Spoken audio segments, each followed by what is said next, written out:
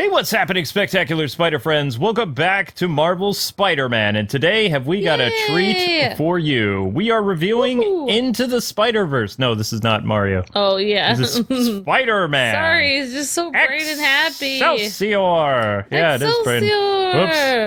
Oops. Okay. So we are reviewing Into the Spider-Verse that is recently in theaters and I think is still out there. It's still in theaters. Amber and I saw the movie, so just heads up, the following video will contain spoilers for the entire movie because this is our discussion, what we thought about the movie, if we liked it, if we hated it, what was cool about the movie, what we didn't like, all that fun stuff. I don't even know if we've had time to actually discuss it with each other that much. I know, that's why it's fun to do these videos, because you never know what we're going to say. Yeah, exactly. So we saw it, I don't know, a few days ago or something like that. Almost 3 weeks ago now. Oh my gosh. I know. It has been a while, so... Yeah, I was surprised. Number one thing I will have to say about this movie before we say anything about the plot, if you have seizures or migraines, it might not be the best to see Oh this my movie. gosh, yes. Like halfway through, I started getting a headache because of the flashing lights, and I don't even get migraines. So, all right, yeah. So before we get into the nitty-gritty of the review, if you guys could smash that like button and tell us what you liked or didn't like about Spider-Man Into the Spider-Verse in the comment section below. And pretty much, if you don't know what Into the Spider-Verse is, synopsis for the film is Peter Parker, as shown in the trailers of that world, dies, and Miles Morales has to step it up as his world's new Spider-Man. But Kingpin has done some crazy stuff and brought some Spider-Men accidentally to his dimension, and it's up to Miles to go through essentially a hero's journey and see if he can become Spider-Man. And that's more or less what the movie is. It's got a lot of heart and soul to it. Overall, I liked the movie. I thought it was kind of fun. Yeah, there's a lot of good things about the movie. The story, obviously, is great. You know, the music is great. Characters are great.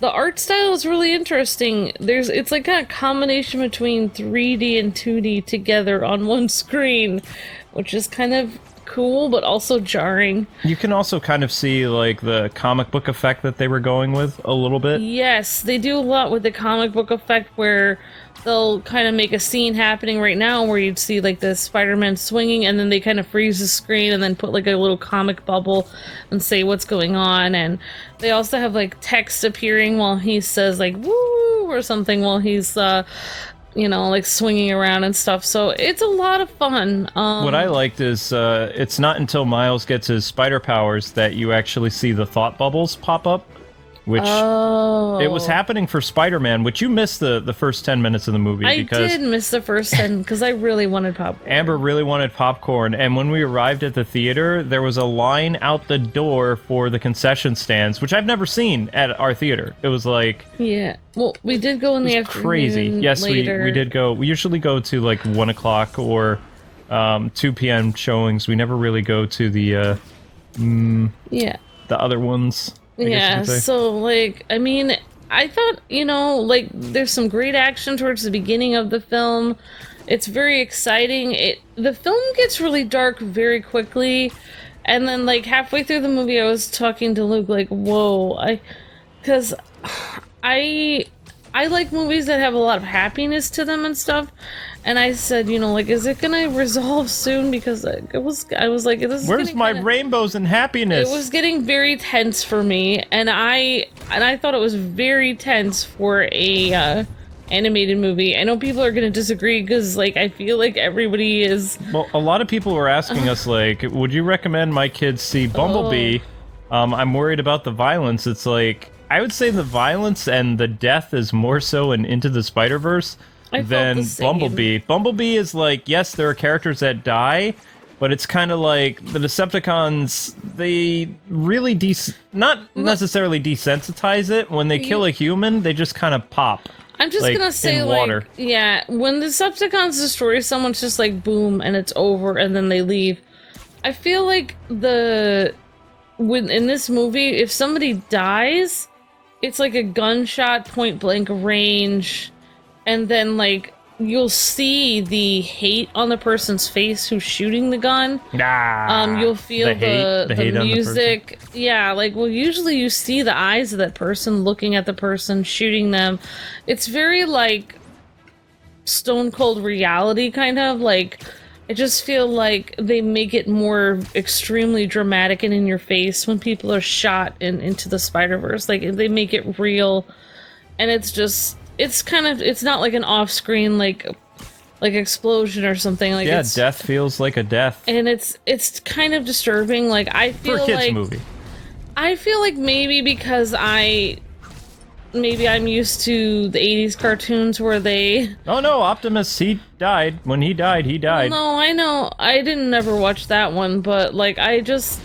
For me, I'm more of a Disney princess person, so I don't like seeing people, like, shot at point blank range and then point blank, whatever. But anyway, we're, like, dwelling too much on that. I'm not putting hate or shade on Spider-Man or Miles or anyone. Did you just say hate or shade? Whatever. I'm just saying, like, the movie itself. Like, I wanted to see a happy Miles movie. This one had a lot of people with guns and shooting right at, right next to, like, right in front of you, shooting someone right in front of your face, and then having them literally fall over and, like, the person crying because the person is shot.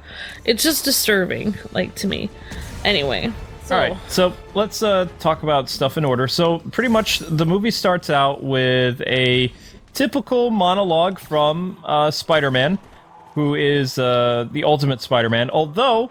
according to stuff I've read about who the Spider-Man is, we're in a graveyard. How interesting. It's supposed to be the Tobey Maguire / Andrew Garfield Spider-Man in this world, because if you remember, at the end of Spider-Man 3, things were starting to go Peter's way a little bit. The town was recognizing him.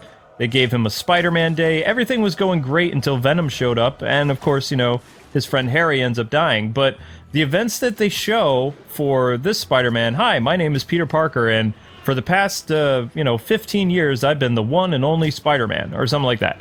That's what he does. So they show you all the different things. You see the upside-down kiss from Tobey Maguire and Mary Jane in Spider-Man 1. You see Spider-Man saving Mary Jane from Dr. Octopus. You see Venom. Yeah. You see the train from Spider-Man 2. You see the lizard battle from Amazing Spider-Man. And then you learn that this Spidey has had a pretty good life. Like, so many cool things have happened for him. He has his own, like, music album. He's got merchandise. He's, like, super merchandise guy. Like, everything is going well for the Spider-Man. His Aunt May is still alive. His marriage is going great. The city loves him. This Spider-Man can do no wrong. Like, some cops are a little annoyed with his showboating, but everybody loves this Spider-Man. Yeah, he's basically perfect, man. Exactly. He's, like, perfect, man. And Miles is, like, a super fanboy of Spider-Man. And they show Spider-Man doing his thing, and he talks about, like, how he has to go, save the city time and time again, and then go home for dinner. And then I was kind of watching it. I believe it goes to Miles' introduction, the first scene, where you see this teenager hanging out in his room with his superhero posters, singing to, like, some R&B song that I dare not try to, hum or anything, because... I'm not. No, I have no soul. You're not a professional R&B singer. No, I'm not. I'm not even an amateur R&B singer. I thought Miles' little singing voice was pretty cute. It was adorable. I have to say. Like, almost everything about Miles. I don't know who they got for the voice actor for Miles or whatever, but he was so adorable. His voice was cute. The fact that he's like this little person and he's able to be Spider-Man, and well, the whole point of the movie is anybody can wear the mask. That's what they're going with for the movie. I don't want to, like, go out of order, but Miles' suit is so cool. It looks great. Yep, we'll talk about his suit a little while later. So anyway, Miles is you find out he won some type of, like, science fair, or he did something, and he's going from public schools to the private schools. So it's his first day. He's kind of nervous, so when he's nervous, he hums his favorite song. And they show him getting ready. They show him and his family background. His father's a police officer, Jefferson Davis, just like the Spider-Man game that we're playing right now. Mm-hmm. And his mother is a nurse. And his mother is Puerto Rican or Spanish, and his father is African American. So Miles is mixed, so you got the, yay for diversity right there. And, Yep. you know, what I liked about his character is he's just a typical teen. They don't try to make him like Peter Parker. The problem that I had when Bendis did stuff with Miles Morales in the Ultimate Comics, his first probably, let's say, 15 issues of Spider-Man, it just felt like Peter Parker with a black costume and a red emblem. He didn't really have his own personality. It just felt like when he was Spider-Man, he was, hey, everybody, it's okay, even though Spider-Man's dead, this is still Spider-Man. And it's like, no, Miles needed to be his own character. And over time, Miles became his own character. Like, they let him have his own traits and his own, like, style and, you know, his own cultural heritage to how he speaks and, you know, just what he does. So the movie, right off the bat, it doesn't be like, okay, this teenager is just like Peter. It's like, no, this kid's completely different. He's got his own flair and everything. A different background, everything is different about him. Yeah. So, yeah, I mean, I think that that's one thing the movie did a great job with, was because they brought in all these other spider people later in the movie to show all the different types of Spider-Man you can be. Noir, the little Japanese girl who was Spider Penny Girl, Parker, yep. and then Spider-Gwen and all these different people. So basically saying that anyone can be Spider-Man. And I think that was the whole point of the movie, is you would do Spider-Man. Like, if you personally watching this video right now, if you were Spider-Man, you would be Spider-Man in your way. That was the whole point. And they even had Stan Lee in the movie quoting him, saying that because his whole idea for Peter Parker originally was that you never knew who was behind the mask. It could be anyone. And they were kind of elaborating on that with Miles, saying that even he could do it, and he wasn't Spider-Man originally in this movie because he actually had to get bit towards the beginning of it.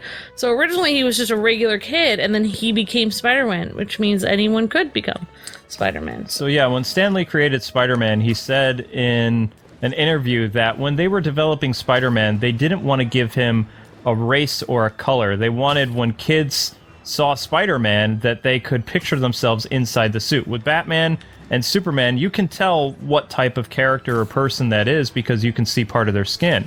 With Spider-Man, he's completely covered up. Like, he's got a mask, so anybody could envision themselves as Spider-Man, like, I think if they wanted to. That's a great thing, too, because that just shows that we're all really the same, really. We're all humans. We're all Spider-Man, exactly. And we're all Spider-Man. Yeah. So, anyway, Miles' first day at his prep school does not go very well. On the way there, he kind of, you know, gets embarrassed by his dad. He really doesn't want to be driven by his father. His father drives him anyway. It's his first day at school. His dad embarrasses him, although it's a really cute scene, and it shows, like, the big family bond that Miles and his dad have, which will be important as the movie progresses. But, you know, you guys have seen the trailer. He's outside his private school. It's actually his first day, and Miles leaves, and then the dad goes over the, you know, using the radio of the police car and the speakers outside. He says, "You're supposed to say I love you." And he's like, "Dad, really? You want me to do this here? You want me to say it, Dad? I can't hear you." And then, you know, he finally does it. And then they're ragging on him in the school. Like, "I love you, Dad," and all this other stuff. So, yeah. Everything was going great up until that point. I don't know if I saw that part because, yeah, it might have been... You might have missed it, but I'm pretty sure it happened. I don't remember. But then you meet another character that... Because Miles is kind of... I missed the beginning part, so... That's fine. So, Miles is a little irked by his dad, because you don't want to... The worst thing that you can do for a teenager, and this is speaking from experience when I was a teenager, is have your dad embarrass you before going to school, especially when you're, you know, starting fresh, and this is going to be your new place to rule, and it's not like your old school. You're not going to be a loser or whatever, you know? So, when his dad embarrassed him like that, it just set off all of the things that Miles wanted to do. Like, everything's ruined. It's like, oh, I'm a loser again, you know? So, in order to combat that, he has another, like, family figure in his life, his Uncle Aaron. And his Uncle Aaron is a unique character. Yeah, his Uncle Aaron, like, basically it kind of sets it up where his Uncle Aaron kind of sees his art and is like, oh, wow. You know, he appreciates things that Miles can't really show his dad, like he doesn't really show his dad his art. But then you kind of get this weird vibe from him because he's kind of like, oh, let's go do, graffiti and stuff. And at first you think like, oh, you're kind of like, if I'm feeling like on the edge, like, oh, like this is kind of illegal, I'm thinking in my head. But then in reality, it's like they go to an abandoned place and then he's like, oh, your dad used to be cool like this before he became a police officer. So then it's kind of like, oh, maybe it's not so bad. Maybe it's okay to break the rules once in a while. And then you start thinking maybe Uncle Aaron is just cool. But then you find out late, okay, continue. So anyway, you see like this dynamic between the father and the brother. They're not really estranged, but like the brother has done some things to get him in trouble, and the father is basically like a straight shooter. He went and he, in his early days when he was young, he caused a little bit of trouble, but nothing too bad.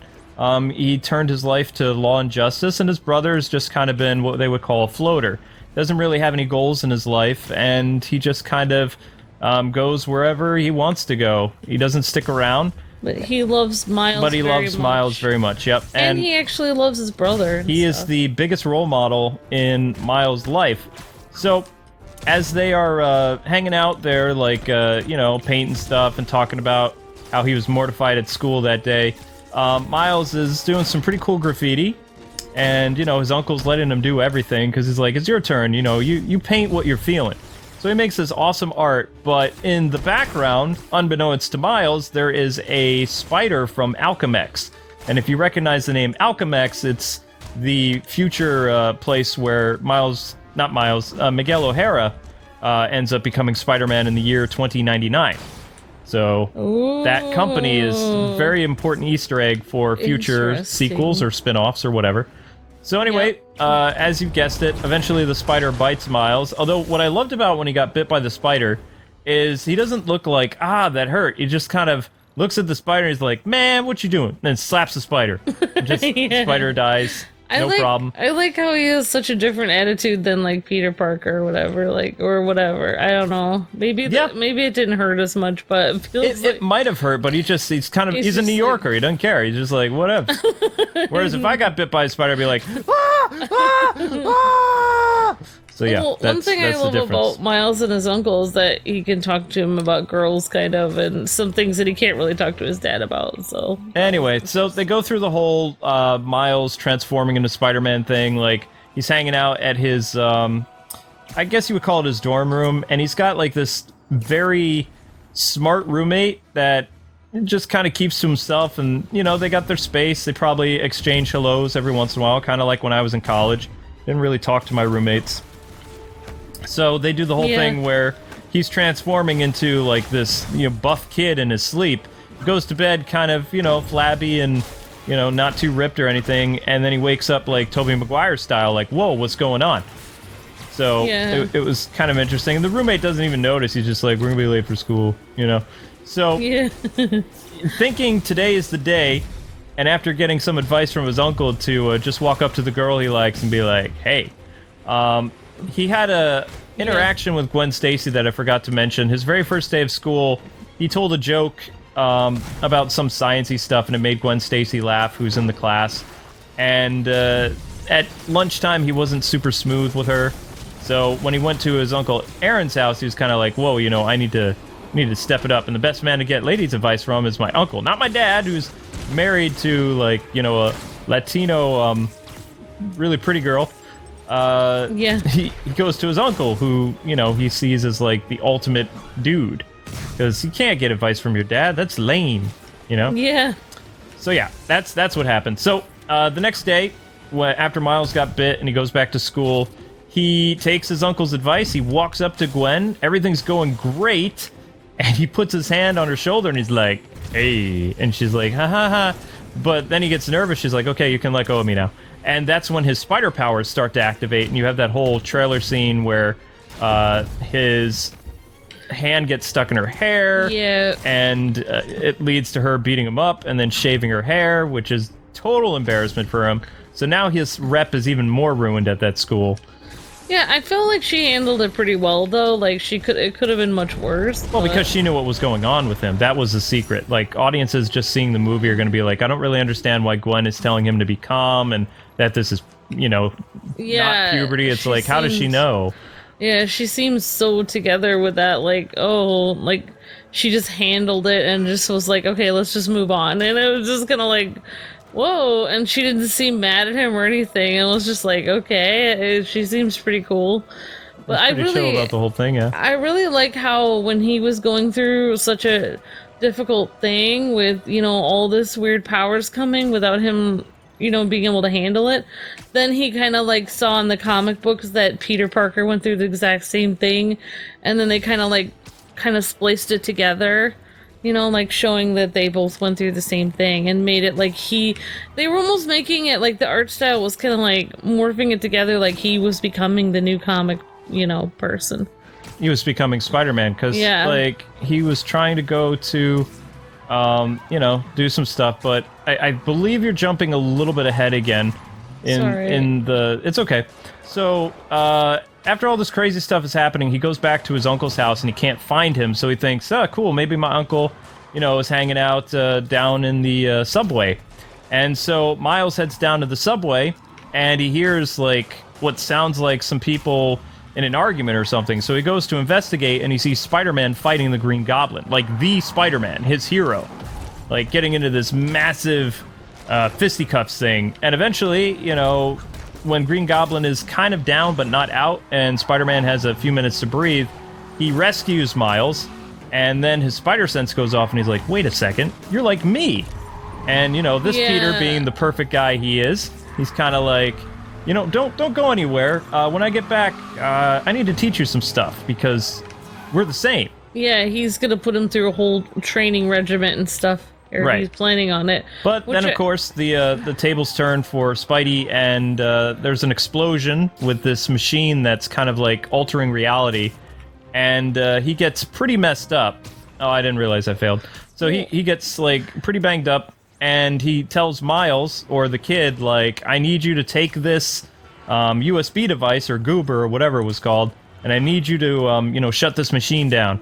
And, it's the right thing to do and whatever. And Kingpin comes up to Spider-Man and he finishes him off, pretty much.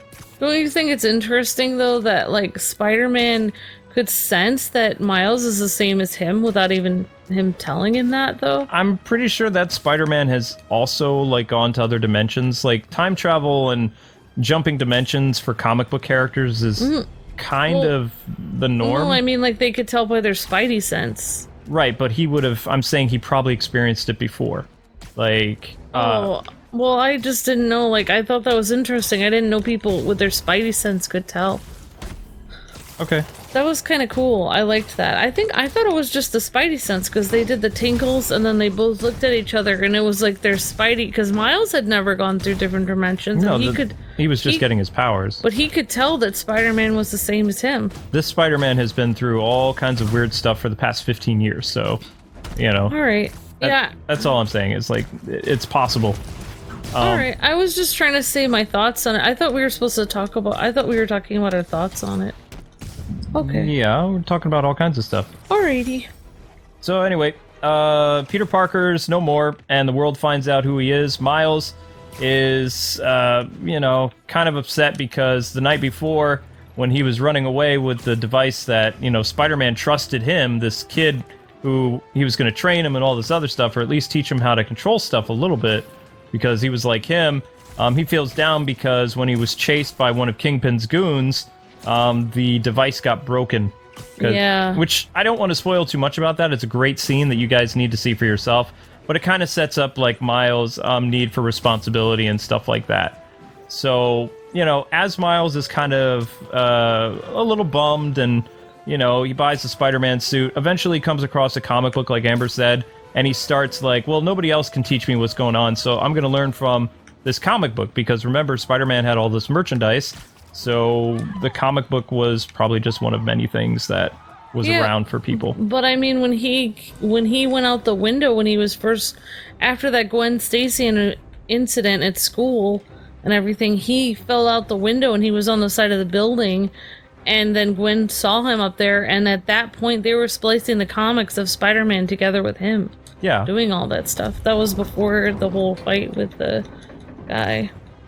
But so anyway, yeah, but that scene with Kingpin and Spider-Man, that was one of the most dramatic scenes ever at the beginning of the movie, because basically you get the impression that I mean, I don't understand if we're doing spoilers or not, but we already said we're doing spoilers. So I mean, I'm pretty sure Spider-Man, or the Spider-Man from this universe, literally gets killed. Yes, he dies. And like, it's very brutal. It's disturbing, and so just that right there makes this movie, like, I feel like the way that he comes right up to him and just destroys him, like, right in his face, like, you know, that's just one of the kind of like killings or whatever in this movie.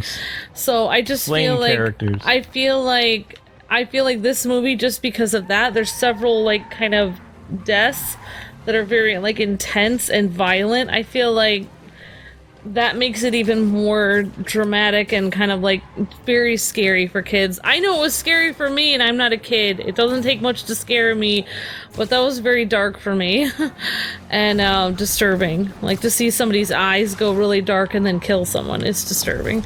But anyway, like, yeah, basically, like, Miles has to literally get out of there, run for his life, and yeah, it's really scary, actually.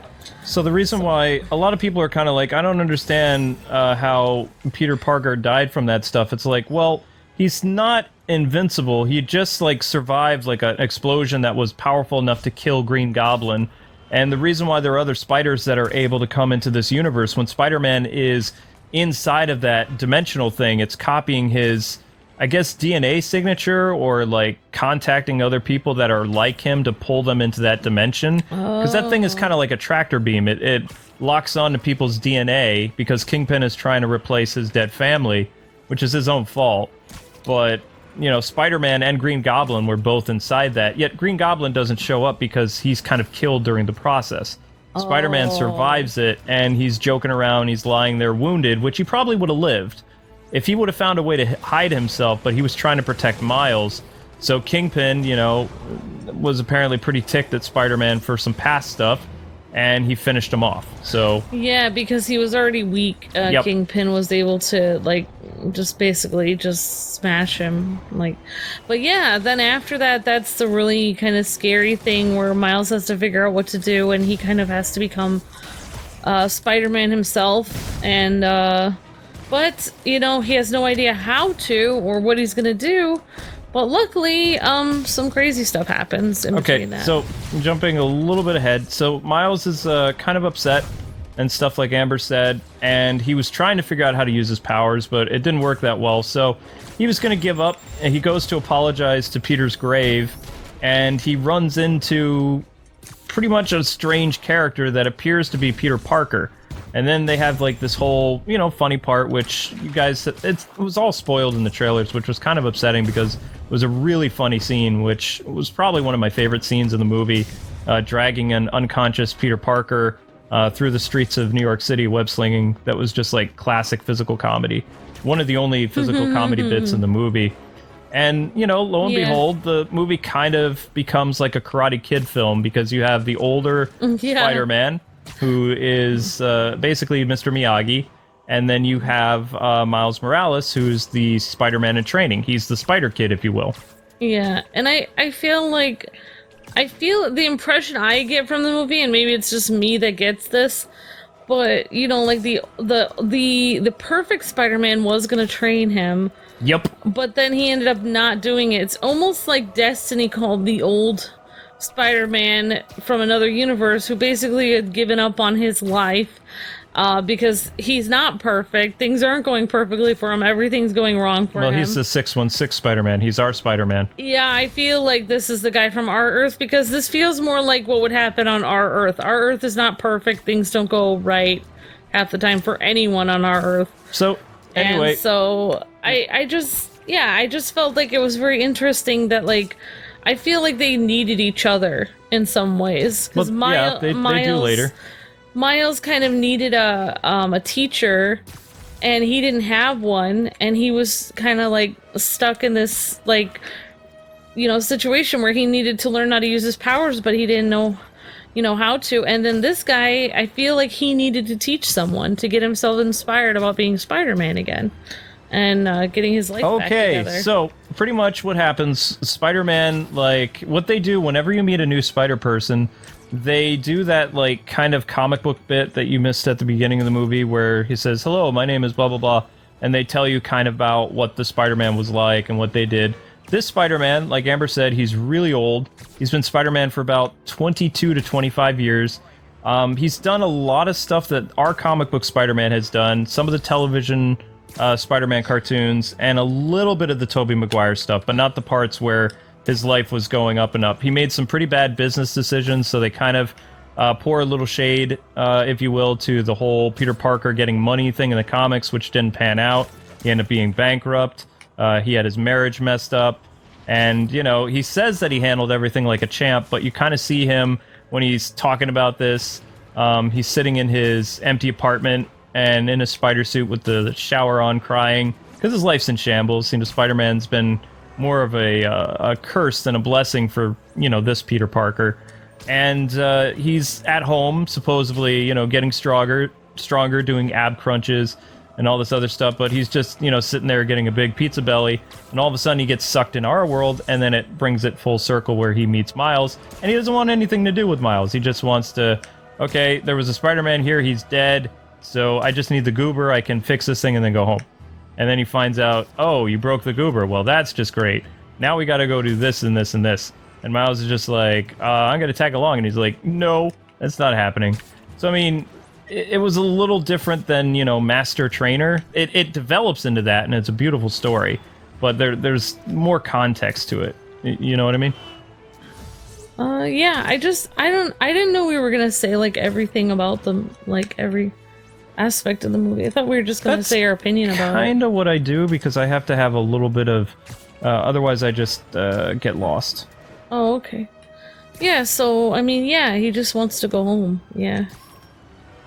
Yep. So then they go to, I guess it's the wood scene, the Alchemax place, and they decide to kind of work together. And in this part of the movie, we get to see some more of Miles' powers, which was kind of fun. What did you think of, like, when Miles was turning invisible in that little bit there in the movie? You were totally there for that. Yeah, of course. I was there for the whole movie, Luke. I just missed the first 7 minutes of it. The very beginning is all I missed. When I was getting popcorn. Which was an adventure in itself. Yeah, I don't know, honey. I mean, I just looked at the movie as a whole. I mean, I said most of what I thought about it. I don't know. I don't... You don't remember some of it, or...? No, I remember the whole thing. I just don't think of it in order like you do. I just... It's an ADD thing. Remember the things that I liked about the movie, and then I say the things I know I like about it, and then I'm, like, thinking, okay, these are the things I like about it, and these are the things I don't like about it, and that's my review. So, like, I don't know. I can't remember the whole plot. Like, I don't know how you can remember everything that happened, but... It's just the joys of being a critic. Yeah, I just... You know, basically I just remember the... You know, I don't know, I just like certain... I just liked... I mean, yeah, I think he has different powers than, what's his name? I can't remember when we found that out. And, I just, you know, I liked a lot of things about it. I mean, I don't remember everything that happened. I don't remember every detail about him with Miles, and I don't remember exactly what happened. I just remember that, you know, I liked a lot of things about the movie. It was... Like I said, it got very tense in some aspects, and, you know, but for the most part, I remember there was a lot of... The art style was really cool. There was a lot of cool music that, like, the whole thing was about music, because Miles loves music. And, you know, the whole idea was that Miles has different powers than Peter Parker, so they showed... Because he's his own Spider-Man. Yeah, they showed he has totally different powers than him. And basically they were, you know, then that kind of became a running gag when the other Spider-Man came from other dimensions to also help, and so Peter Parker was kind of trying to basically tell the other guys like what Spider-Man could do or what Miles could do. And he was like, I can turn invisible, but he was still working on his powers the whole time. So it was kind of funny. And then it wasn't until the very end that he actually could, figure that out to the point where he could show that he could be just as good as Spider-Man, if not better, in his own way. Okay, so jumping back to where they're inside of the lab, pretty much Peter is having a rough day with Miles because they're trying to infiltrate the lab, and Miles doesn't really know the aspect of being sneaky since he's just had his powers for literally a few days. So when he gets nervous, he still sticks to things like he did when he was talking with Gwen Stacy. And since this is a life or death situation, Peter's just kind of like, what are you doing? We could literally die while I'm downloading these schematics and all this other stuff.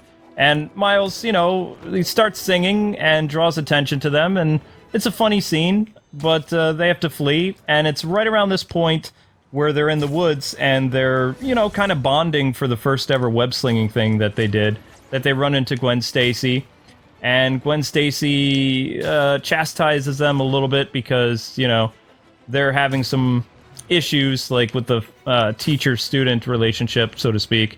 But it's a really cool scene. One of the interesting things that you note about this part of the movie is there's an underlining problem that is present to the people that came to Miles Morales' universe, where they're slowly being erased because their bodies are not from this dimension. They are pretty much, I wouldn't say phasing in and out in reality, but this is when it really started to hurt our eyes at this part of the movie. Every once in a while during the film, the spiders would they'd shake and stuff like that, and the movie theater would strobe effect, and that wasn't fun. Like half the film I had a headache, especially the climax where there was all strobe effects everywhere, because that's basically what the color of this dimensional rift thing is. So yeah, Miles learns that, and he's kind of like, whoa, then we got to do this. And Gwen Stacy's like, I know exactly where we need to go. And of course they go to Peter's house, and this Peter Parker doesn't want to go into Aunt May's house because in his universe, the 616 place, May is gone. So, and she's been gone for a long time. And he won't go see Mary Jane because in their universe, they're not together. Although, he does miss her. It's just he can't deal with it. So what's really cool is when they actually go to Aunt May's house, she's been expecting them. And Peter's just like, well, I don't really know what that's about. And they go back to the shed, which I really wish they did not show this scene in the trailer, because this was a big reveal that, this world's Peter Parker had his own spider cave. And, older Peter's kind of playing it up like, well, I kind of have something like this, except it's much bigger and better. And you're like, no, you don't have this, because you're kind of the loser Spider-Man. So yeah, the team goes inside. They meet the other Spider characters, like Amber mentioned. There is Nicolas Cage, who plays a Bogard noir Spider-Man. You have Penny Parker from a dimension where there are robots and spider creatures, and I didn't really catch much of her origin because it was like she was talking super fast, and I was just kind of like, cool, robots. And so she's an actual comic book character then. Penny Parker, I believe she was in the Spider-Verse, but I don't remember because there were so many characters introduced into the Spider-Verse basically comics. The way they introduced the Shed is like, basically he's like, oh, basically the other people ask him, oh, you know, do you have a cool shed like this in your universe too? And he's like, oh yeah, I have a cool shed where I hold some of my spider gadgets and put them in here in a shed with a lock on it. And then like he goes into the shed and it's like not just a shed with a bunch of junk in it. It's like Spider Cave. It's like basically like, yeah, Bat Cave. It more or less is. It kind of reminded me of the 2004 Bat Cave, except instead of it being like a neon blue look to it, it was neon red. Yeah, I just, you know, like, I don't know. Yeah, I just, yeah, never mind. Yeah, it was really cool. No, I don't know. I think the reason why I'm just, like, getting weird right now is because I'm actually getting, like, my headache again back. Yeah, Amber's kind of not feeling well, so... I had to leave school because my headache was really bad earlier. So yeah, so with Luke's booming voice, I think I just like, yeah. But I mean, overall, I just, you know, I really did like it. I liked a lot of things about it. If it wasn't so tense, the movie wasn't so tense at certain points. I think I would have liked it a lot more if they took out some of the very violent scenes that some people say isn't violent, but I'm not desensitized to violence the way kids are these days, so, and I like that. I don't want to be desensitized to it, so, you know, like, I feel like if they took out, I think Miles is a very sweet kid, and Gwen and him, they had a good relationship. It was a really fun, well, I mean, like, they had a cute friendship.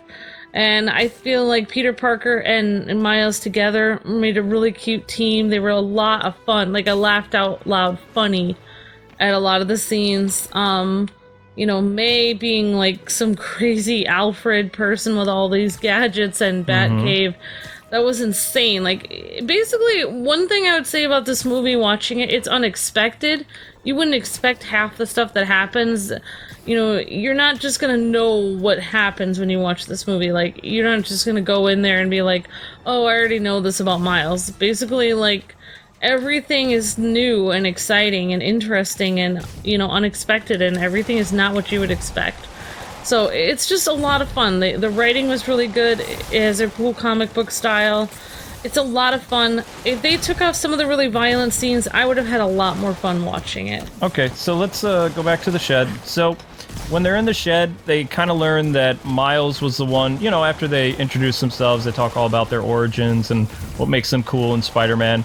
Eventually they get back to brass tacks and they're like, oh, you broke the goober. And, you know, this kind of upsets the spider people because they're like, why, how did you fail such an easy thing? And Peter's trying to tell them, well, you know, the kid just started, but he has, like, really cool new powers that we don't. Like, Miles, turn invisible. And they're all sitting there like, okay. And he can't do it because, you know, he's just literally had his powers for maybe, we'll say about 24 to... You can't stop the cats from meowing, sweetie. No, honey, it's the gunshots in my ear. Like, right. That's why my head hurts. Okay.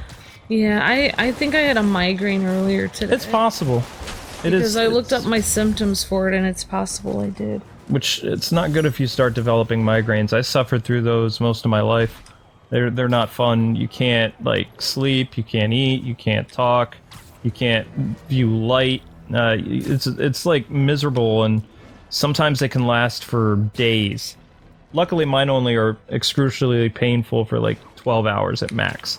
Yeah. I'm one of the lucky ones. But anyway, so, you know, the other spider people, they aren't impressed with Miles. Miles is all like, kind of like, oh, I'm messed up about this. They get in kind of a little argument, and then they all pull together after they go through another one of those spider shock things from, you know, this universe. And they all decide, you know, one of us needs to stay behind and get all the other spider people out of here.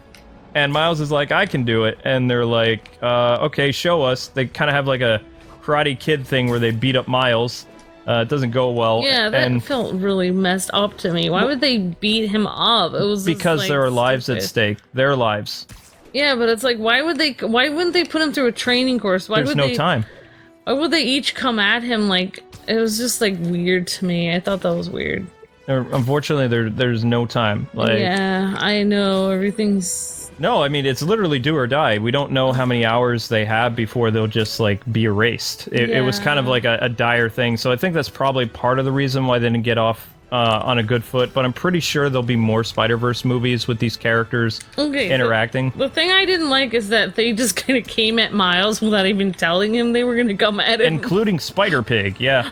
All right. That's what I didn't like. I wish they would have been like, I'm going to come at you now.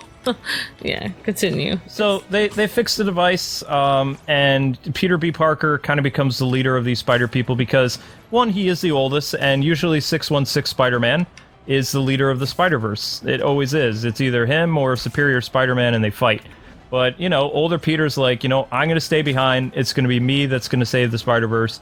And, you know, I know that with great power comes great responsibility, which earlier in the film, when he first meets Miles, he does not like that line because his life is in the dumps. Like, everything is going wrong. So he doesn't want some, you know, know-it-all teenager telling him how he's supposed to be responsible. Like, that's the last thing he wants to hear. So, you know, he kind of comes to terms with what he has to do, and Miles is like, no, I'm the one, I messed up. I'm the reason Spider-Man's dead. It has to be me. And, you know, as they're exiting and just kind of having milk and cookies at Aunt May's house, that's when the Sinister Six appears, and things get even more real. It's almost like they have a hero's journey for both of them. Yeah, I mean, it's more like a hero's rediscovery for Peter, though. Yeah. Because, like, he's, you know, he realizes that he wants more in his life. The reason why him and MJ split up is not because she's tired of his exploits of Spider-Man. She loves the fact he's Spider-Man. She's a very supportive wife. She's there for him. She's his rock. She's his everything. But when Peter decided, I don't want to have kids because it's too dangerous, you know, that's not really his decision fully. That's something that they both have to talk about, and he never would. So it hurt her, but she had to leave him because she wanted more than just them. She wanted to have a family with him, you know? Yeah, I mean, I can kind of understand, like, I mean, I feel like maybe she's waiting for him to change. So I think that's what it was, yeah, because she doesn't, as far as we know, she doesn't end up with anybody else in his dimension. So it kind of makes me I mean, I was pretty harsh about that before, and you know, actually watching the movie, yes, I think maybe I did speak too soon, and I'm sorry about that. And I think, like, I think that maybe, you know, like, you know, nobody can really know what, I mean, even though these are a fictional couple, nobody can really judge another couple and what they're going through, because everyone's relationship is different. Oh, yeah. That's one thing that most parents and in-laws never understand, and it's something that people tell you when you get married. Like, everyone does it differently, and you can't really judge somebody else's relationship because everyone is different. So, like, basically, yeah, like, she's probably waiting for him to finally say, like, you know, let's, because no one wants to have a relationship with somebody who's always saying, hey, you can't have kids, we're gonna do it my way, because it should be both of their way, like a compromise. Yeah. Yep. So that was kind of like an underlining snippet for Peter's character that he kept hidden. But you know, when the Sinister Six attacks, everything goes kind of crazy, and Peter, you know, he tries to help Miles and all this other stuff, but things just end up escalating even worse. And you know, they have the drive and stuff like that because the bad guys want their data back, which the Spider people stole. They literally stole a computer. Which was kind of funny. There's a whole Gwen Stacy scene in the woods. But Miles ends up being chased by the Prowler, and it looks like the Prowler is about to kill him when... I don't remember how it happens, but I believe Miles somehow ends up being unmasked, and then his uncle, it turns out he's the Prowler, he takes off his mask, and Kingpin is just like, you know what? I don't want to deal with any family drama. And he just kills the Prowler right in front of Miles. So it's like the Uncle Ben thing all over again. Yeah, it was very dramatic, but with a twist. That was the second very violent thing that I felt. I feel like the Kingpin, like, somehow, like, blew them both up as they were running away, and then his uncle died and he was in his arms. Like, it wouldn't have been as violent as the Kingpin shooting him point blank range with an evil glint in his eye. It wasn't point blank, it was from far away. Yeah, but still, like, I just feel like I don't like guns, okay? I didn't like that. It was very disturbing to me, and I didn't like how he died. But one thing I did like about the uncle is that, you know, basically this uncle, you realize the uncle has become, even though he's a sweet guy with Miles, and he cares about his brother and his family, you know, you see a totally different side of him when he's in this super suit working for the Kingpin, and he's Where's my super suit? He's a ruthless killer. He's not like Frozone. He's a bad guy, so he's a ruthless killer, and he comes after people, and he's very good at his job. He's basically like a superhero hitman or super powered hitman, and it's like, basically his uncle is this bad guy, but then when Miles kind of somehow gets revealed who he is, like, you know, like, I thought he either says, like, hey, you know, it's me, or I don't remember how. I couldn't remember how his face gets revealed. It was too long ago. I know his face gets revealed, I just don't remember how. He does take Miles' mask off, and then he sees that it's Miles, and at that point, I remember whispering to Luke, like, oh, he's gonna kill him anyway. Like, I know he is, because he's just you know, he's become a killer. Like, once you're a bad guy, you can't stop. But no, he doesn't. He hesitates, and he's not gonna kill him because it's his nephew, which is pretty awesome, actually. That he can actually have a heart not to kill his own nephew, even though he's a bad guy. So then, yeah, exactly, Kingpin ends up killing him, and then it appears to, after that, when Miles kind of like is with his uncle in the alleyway, and his uncle kind of gives him his last words, like, hey, you know, I got on the wrong track, but you're gonna be good, you know, you keep being good and being on the right track, or whatever. Mm-hmm. And then basically, that was really sweet. You know, even after that, his uncle still cares about him. And then basically, Miles kind of blames himself, I think, for his uncle dying, I don't know. And then basically, his dad kind of sees Spider-Man there with his uncle, kind of like a, the same kind of thing that happened with Harry and his dad and Mr. Osborn, where he kind of saw Spider-Man with his dad and he assumed that Spider-Man killed his dad. The same thing kind of happened with Miles's dad, where I believe Miles's dad assumed that Spider-Man killed his brother. So, yeah, but then he finds out towards the end of the movie something else, which you don't like me to say yet, so... Yeah, because we're jumping too far, but you did perfect just now. So, yeah. I'm learning! The father sees the uncle dead, and he puts out I get, not really a hit, but I forget it's too early in the morning. It's a thing officers do when they really need, like, an urgent, like, it's basically like a hit, but it's not called that. I can't remember the police jargon. I don't know. So he calls out... it might be that. I don't know. I don't remember. Basically a wanted thing for Spider-Man. Yeah, Spidey becomes most wanted. So all the spiders, they go back to Miles' college to kind of like, give him condolences, or high school or whatever. And they're like, okay, let's go save the world, essentially. And Miles is like, all right, I'm going with you guys. And Peter's like, all right. He says, okay, turn invisible. And he's like, I can't do it. He says, exactly. He says, this is life or death. He says, we're not risking your life. I can't risk your life, I've come to like you. So he ties Miles to the chair using his webbing, and Miles is all upset, like, you're gonna die. He says, I gotta do what's, good for the Spider-Verse, and, others like me, and, Yeah. Well... So he then tells Miles, like, because Miles is like, when will I know that I'm ready? He says, you'll just know. He says, sometimes you just have to take a leap of faith. Yeah, that's what I was about to just say, exactly. Yeah, that was really interesting that he said, you never know, you're never ready. You're never ready to be a hero. Have to take a leap of faith, exactly. So I feel like that really helped Miles in the future, like, or in later... Future Miles. Not in the future, but I feel like towards the end of the movie, it helped him to spur him onward to decide to just... Hey, even though I'm not ready, I'm just going to decide to be ready. I'm just going to do But this. It's not just Peter's pep talk while he's sitting there in the chair all tied up that gets him to, really think about what's going on. His dad is coming to actually tell Miles that his uncle is dead. And he doesn't really get to say those words because Miles won't come to the door. And he really can't. He's literally tied up at the moment. Yeah. So he goes through all this stuff, and it's after this talk with his dad, kind of like a pep talk, that Miles is able to embrace his inner spider, and he breaks out of the stuff.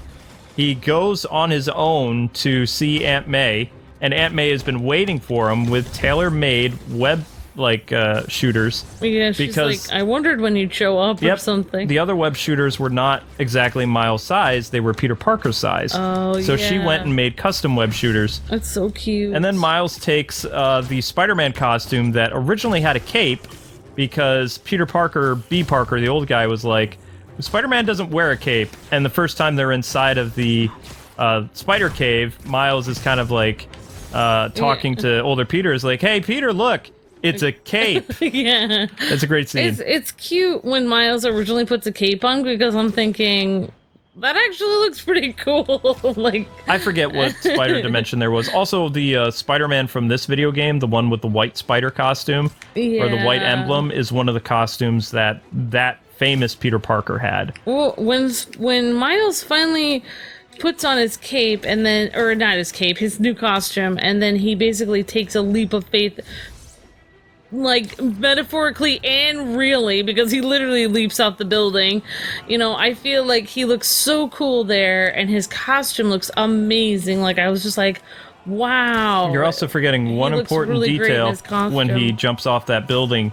Did you notice how the glass shattered when he jumped off? Yeah. The reason why he jumped, like, the glass shattered is because he was afraid. When he was afraid, he sticks to things. So him literally taking a leap of faith with that beautiful cinematic scene with the glass shattering all around him, like, he is afraid, but still he pushed himself to go forward. Wow, that's pretty cool. I know, that's a very compelling scene. I know, that's so... Food for thought. That's so deep. I know! And the fact that, like, his dad talks to him, even though... You already did that. I know, but I just think it's so nice. Like, I can't imagine any parent that I know that would sit there and, like, if I didn't answer the door, they would just be like, whatever, and leave. But his dad was just like... still talk to him, even though he's like, I know you can't come to the door, but you don't feel like it. Even though he really did want to come to the door, he just couldn't because he was tied up. Mm-hmm. Yeah, but anyway, yeah. So then he goes on, and they have intense music, and yeah, and you see him swinging through New York in his like new suit, which actually I forget to mention this, but the Spider-Man costume was Peter's. What Miles did, because he's an artist, he took his spray paint cans that he has, and he painted the costume all black, like, did his own thing, and then he made his own art style for the costume with red paint. Oh, So- I didn't realize he did that. Yep, That's- it's a graffiti suit. That's his my personality that they showed in the movie. He's an artist. That's pretty cool, actually. Yep, so it's Wow. it's literally his own Spider-Man creation, even though it's kind of like what graffiti artists do. They don't necessarily have their own canvas that they use. They use someone else's canvas, like a building or a subway or a wall, but they turn that wall into their own creation. They turn that thing that's already existing into something else. That's another cool scene, and another, like, tailor back to that this is a different type of Spider-Man. It's all, pretty interesting stuff. I mean, one thing you get from Miles is that he's a lot of fun, and he's very sweet. And, yeah, it's almost like...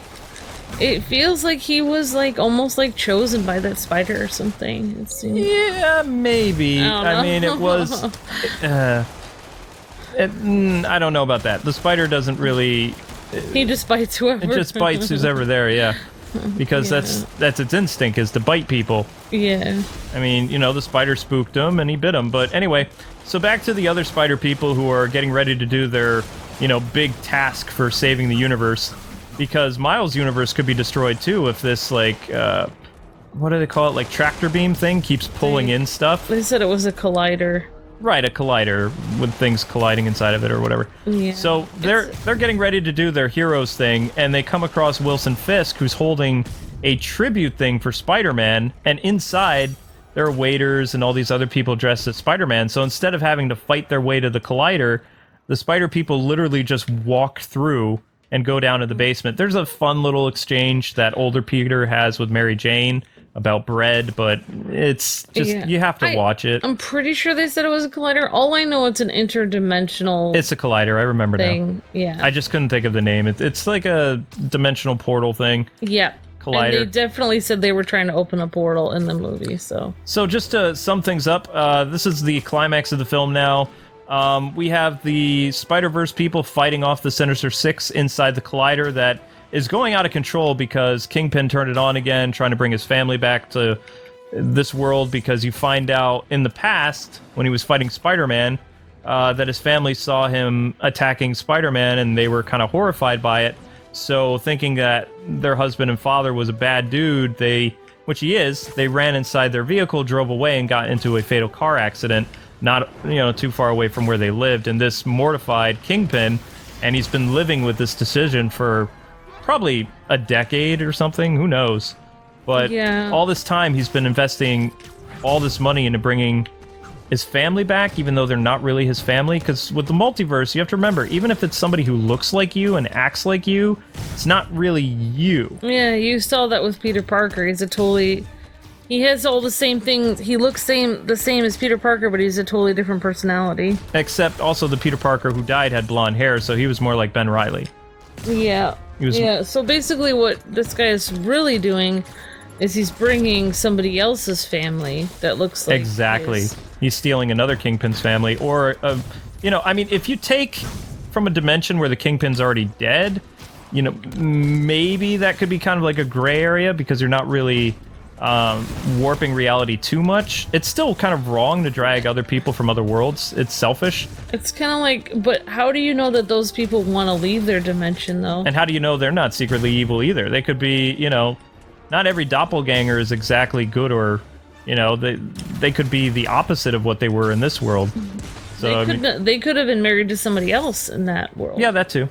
But yeah, at the same time, like, maybe they have made friends and stuff, or maybe they have family back in their Earth, and you're taking them away from them. So pretty much, Miles steps it up. He works with the spider people, and it's a really cool scene where everybody's happy to see that Miles has his powers under control, and he's gonna see everybody off. And, Nicolas Cage trusts him. He goes back to his universe. Everything goes black and white for a second.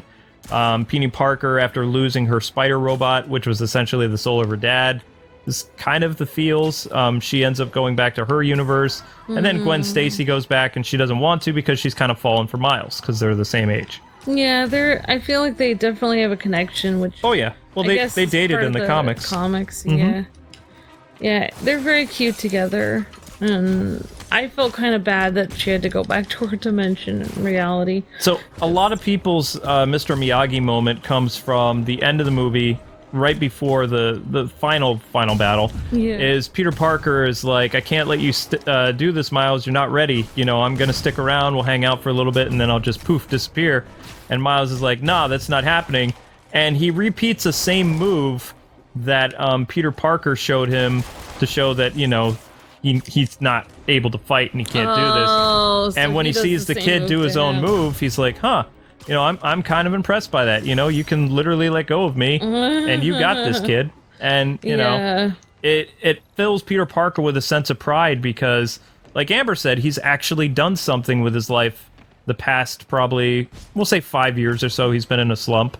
So this also reaffirms in him that, it's okay for him to have kids because, if his kid is anything like Miles, the kid's going to be great.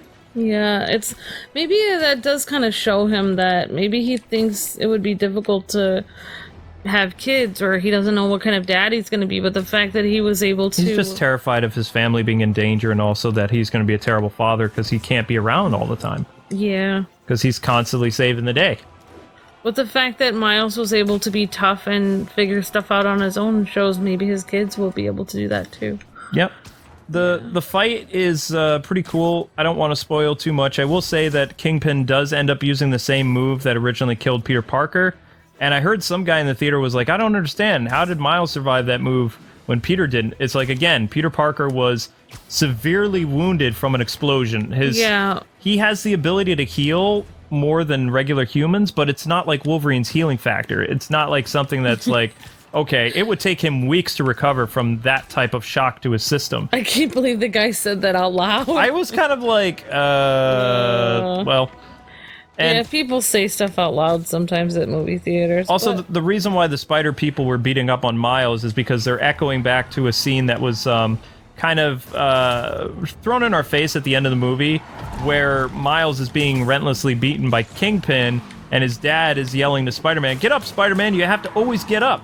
Because whenever Spider-Man got knocked down, whether it was the beginning Spider-Man saying, I got to get back up because I get hit hard, I always get back up, and the spider people, when they came... they got knocked down. They said, you have to always get up, no matter how hard it is. We always get up. So they're trying to instill this into Miles. And, of course, he gets up. He beats Kingpin. There's a cute little scene with him and his dad. And then the movie just kind of ends with him hanging out in his room. And all of a sudden, he gets word from Gwen Stacy, which sets up the sequel. Yeah, it's a really... I'm even getting tingles, thinking about... it's a really great ending, it's a really great movie, and it's a really feel-good thing at the end. Like I said, I feel like there are some violent parts in it that bothered me, but in reality, they made it happy towards the end, and it was really feel-good. They gave you really good feeling at the end.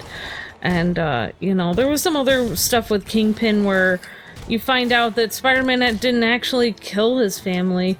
It was that his family ran away when they saw Kingpin being ruthless with Spider-Man. And then you find out that Kingpin actually started to do that same thing with Miles when his new family was coming kind of in and out of reality. Yep. and then you realize that Kingpin, it's really his own fault. Yep. Like, no matter, it was not, he blamed it on Spider-Man, but really he's the, he's the bad guy, and he has never changed. He's still the violent, cruel person he's always been. So it's really not Spider-Man's fault about, the family or whatever. But yeah, the Kingpin is a great villain. He's really scary, and Miles is a sweet, cute kid, and really a lot of fun. He has to go through a lot. Like, a lot of, like journey in and out inside of himself and also in real life. And I could never be Spider-Man because I would never, after I got hit really hard, I would never want to get up because it would feel... You have to always get I couldn't. I couldn't. That's the whole point. So, you get knocked down, you get up again. I can't though. Because you have people counting on you. That's what Miles learned. Is he has all these bones would hurt. Oh yeah, you're gonna get hurt. You're gonna get beat up, but you gotta get up. Well, what did you think of the movie overall, besides the migraine? I liked it. I really liked Miles. My favorite character in the movie was actually the older Peter. Yeah. I liked his sass, and I liked how they kind of turned on the head the Mr. Miyagi thing. Like Peter was just gonna fight this tooth and nail that he wasn't gonna teach this kid, and then when he did start to teach him, he had like this very sarcastic aspect to him that just really made Peter stand out more than the famous Peter Parker at the beginning of the movie. I didn't like Spider-Man the first 10 minutes of the movie.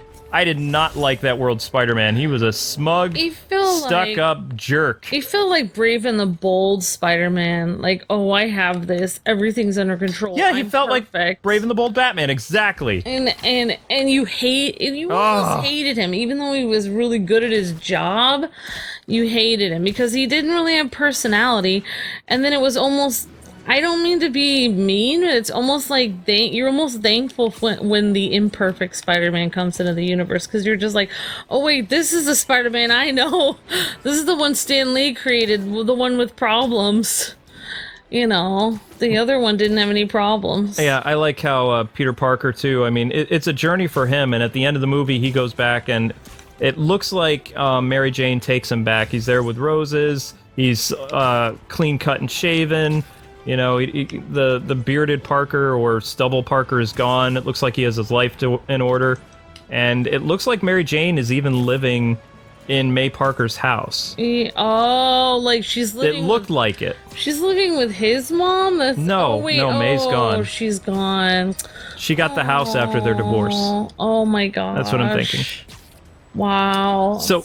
One of my favorite parts of the movie, which might actually be my favorite, is the... how do you say it? The end scene, the post credits, because it showed another Spider-Man that was actually going to be in the Spider-Verse, but Miguel being the guy he is, he's always kind of late. He's running on 2099 time, and also he was dealing with some of his rogues and stuff like that. But you see that he has a watch that's similar to the Collider, but more advanced, and as long as he has that watch tethered to him, he can travel through dimensions, which it's very similar to like the device that Cable uses in the X-Men to be able to go back in time. Yeah. As long as he doesn't lose that device, his molecules won't be all messed up and he won't be sent back to the future. But as soon as you get rid of that watch or whatever, normally it's supposed to send Cable back to his own time as like a failsafe. Yeah. That way his presence there won't disrupt the time flow or something. So Miguel has something similar. And he's talking to his AI computer, which I forget her name, but she's been in a lot of Miguel's books in the 90s and some other stuff. And she's like, well, the Spider-Verse was saved for now, but who knows what will happen. So are we going to test drive this thing? And he's like, yes. And we're going back to the beginning. And then what I loved is they went back to the first real Spider-Man media, which was the 67 cartoon show. Oh, yeah, and that's right. They did the famous, like, doppelganger episode where Spider-Man are pointing at one another, which is a famous meme, and that's how they ended it. Like, no, you're pointing. No, you're pointing. I'm not the one who's pointing. I can see you pointing right there. You're now using two hands to point at me.